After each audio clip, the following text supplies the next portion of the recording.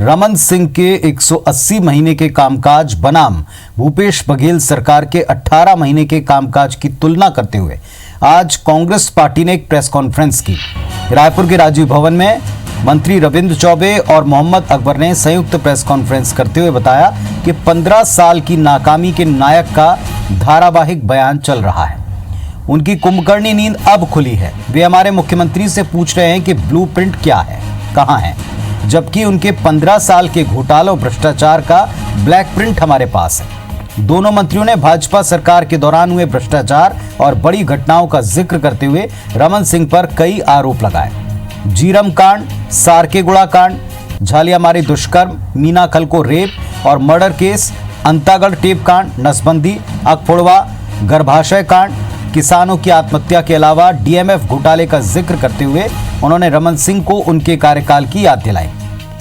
मंत्री रविंद्र चौबे ने रमन सरकार के 15 घोटाले गिनाए, जिसमें नान, खदान, धान, पनामा लीग, रतन जोत, लक्ष्मी सहकारी बैंक घोटाला, पाठ्य पुस्तक घोटाला, ई टेंडरिंग घोटाला, बारदाना घोटाला, एक्सप्रेसवे घोटाला, केनाल लिंक रोड घोटाला, भर्ती घोटाला और स्मार्ट कार्ड घोटाला इसमें शामिल है।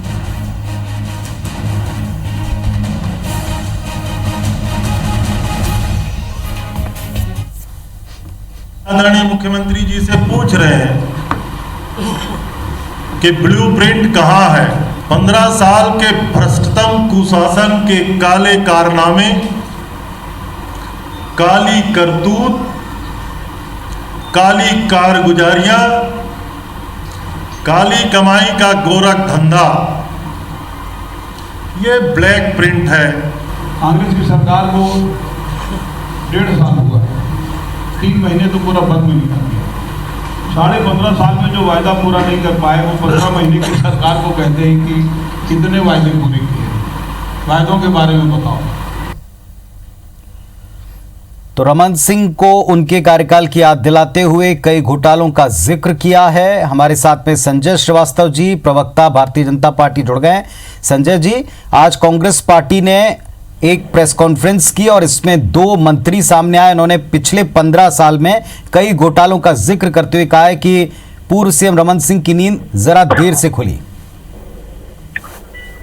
देखिए, मुझे ऐसा लगता है कि ये प्रेस कॉन्फ्रेंस बहुत जल्दी इसलिए बुलाई गई है कि मंत्रिमंडल का जो निर्णय है या सरकार का जो निर्णय है कि हमने बयान देने के लिए 2 मंत्रियों को अधिकृत किया है, दूसरा तीसरा कोई मंत्री को इससे पहले को कोई दूसरा बयान दे दे सरकार के खिलाफ में, क्यों ना एक अपनी उपलब्धियों को लेकर एक प्रेस कॉन्फ्रेंस कर दिया जाए। ये एक पहला मामला है।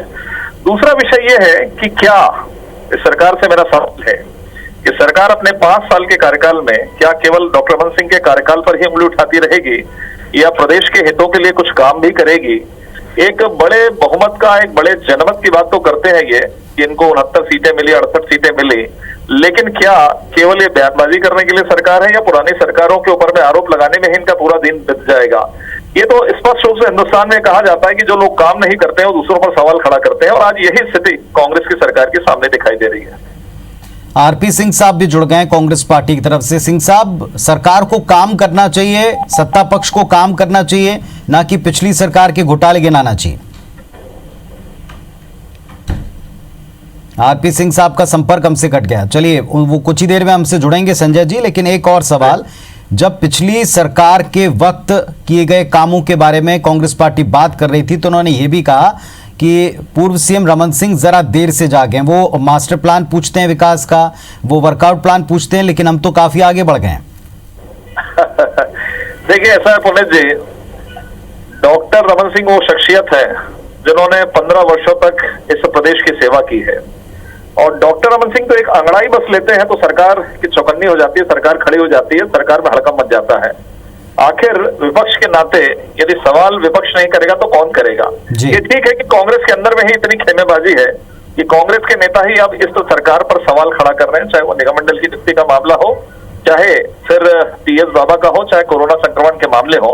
ये सवाल तो खुद कांग्रेस के नेता उठा रहे हैं। लेकिन मुझे लगता है कि जो पार्टी 15 सालों तक विपक्ष में रही, वो आज विपक्ष के रवैये से इतनी हड़कंप क्यों मचती है, इतना घबराहट क्यों होती है। डॉक्टर, आपकी सरकार है, आपके सामने सब कुछ है, आपको जो आपके सामने स्थिति आप करिए, कहीं आपत्ति नहीं है। जी। लेकिन मुझे ऐसा लगता है हम तो एक ही सलाह देंगे, तब आपकी वाहवाही हो जाएगी कि हमारे जो छूटे काम थे, जो गलती से छूट गए आखिरी समय में, उन कामों को आप 5 साल में यदि पूरा कर लेंगे तो यही आपकी बहुत बड़ी उपलब्धि हो जाएगी। क्योंकि बाकी कोई नई योजना प्रबंधन, वित्तीय प्रबंधन 18,500 करोड़ का लेकर ये सरकार कौन से कारनामे 1.5 वर्षों में करी है, ये बड़ा आश्चर्यजनक मामला है। जी, सिंह साहब जुड़ गए फिर से हमारे साथ पे। आरपी सिंह साहब, कांग्रेस पार्टी की तरफ से। सिंह साहब, अगर आप सुन पाए हो तो कहा कि सरकार को काम करना चाहिए, ना कि पिछली सरकार को कोसने में वक्त बिताना चाहिए। देखिए हितेश भाई, साय जी की जो पहचान रही इस राज्य में, वो भारतीय जनता पार्टी के सबसे वरिष्ठ आदिवासी नेता के रूप में रही है। साय जी की जो पहचान रही इस राज्य में, इस बात जी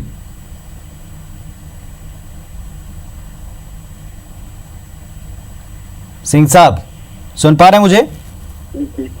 हाँ, आवाज आ रही है आपको? जी सिंह साहब, IBC 24 से पुनीत पाठक बात कर रहा हूं। बड़ी बात यह है कि संजय श्रीवास्तव जी हमारे साथ में जुड़े हुए थे। वो ये कह रहे थे कि रमन सरकार के कार्यकाल के घोटालों को गिनाने की क्या जरूरत है, सरकार अपनी उपलब्धियों को बताए, पिछले कार्यकाल की घोटालों को गिनाने के लिए क्या जरूरत है।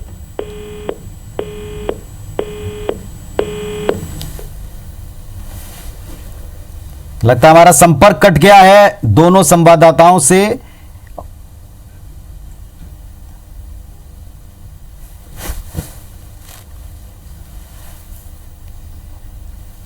चलिए तो फिर बात करेंगे दोनों पार्टियों के प्रवक्ताओं से कि आखिर क्या उनका कहना, लेकिन एक दूसरे के ऊपर आरोप प्रत्यारोप जरूर जारी है।